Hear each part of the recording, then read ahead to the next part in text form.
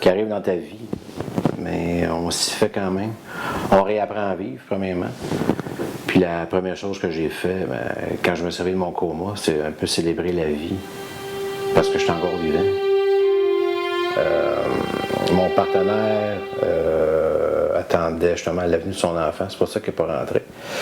Donc j'ai décidé d'aller donner un coup de main à l'expédition que j'avais jamais fait. Donc je suis rentré dans les bureaux. On m'a expliqué un peu la démarche du travail. Puis je suis parti avec un de mes collègues pour qu'il me montre un peu où est-ce qu'étaient placés les fardeaux qu'il fallait envoyer. Puis en une fraction de seconde, il y a un paquet de barres de 23 pieds qui est tombé à côté de moi. Les barres m'ont frappé. Donc j'étais écrasé, mais ma jambe était sectionnée sur place, là, sous le genou. J'ai tombé, puis les autres barres m'ont roulé dessus. Qui m'a causé des blessures au dos, le bassin, les côtes, des lacérations, des brûlures. Là, j'ai tombé sur un fardeau qui sortait du noir qui était à 600 degrés. Donc j'étais brûlé au 3e degré sur les cuisses. J'étais conscient jusqu'au bloc opératoire. J'ai jamais perdu conscience. L'adrénaline, sûrement. La fureur de vivre un peu, parce que quand j'étais en dessous des barres, je me faisais écraser, puis que je brûlais. Je pensais à mes enfants, puis Valérie, ma blonde.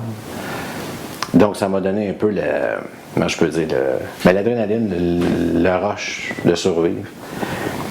Puis j'ai été premier répondant aussi. J'ai fait partie des équipes de secours dans ArcelorMittal. Puis je sais qu'il ne faut pas perdre conscience. Donc j'ai lutté. J'ai lutté très fort, c'était pas facile.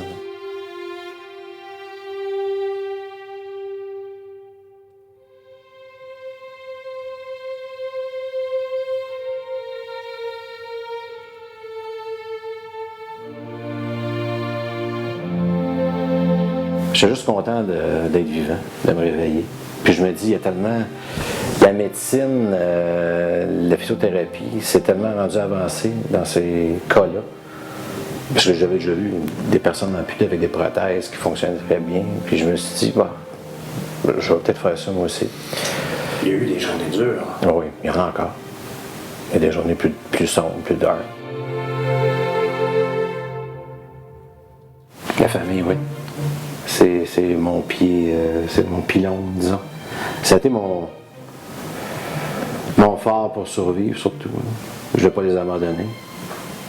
Parce que moi et Valérie, on est orphelins de parents.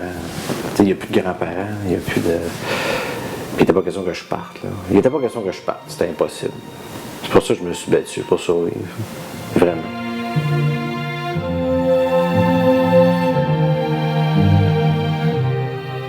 J'ai vu des choses qui n'auraient pas dû dans les entrepôts.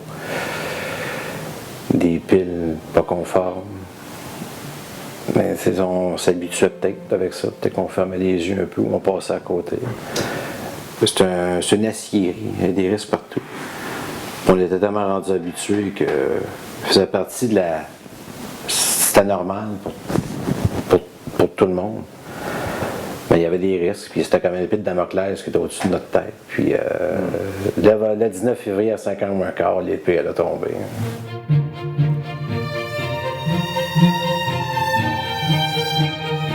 Des fois, ça peut arriver qu'ils sont fatigants avec leur santé et sécurité. Je l'ai déjà dit, moi aussi. Ils sont fatigants.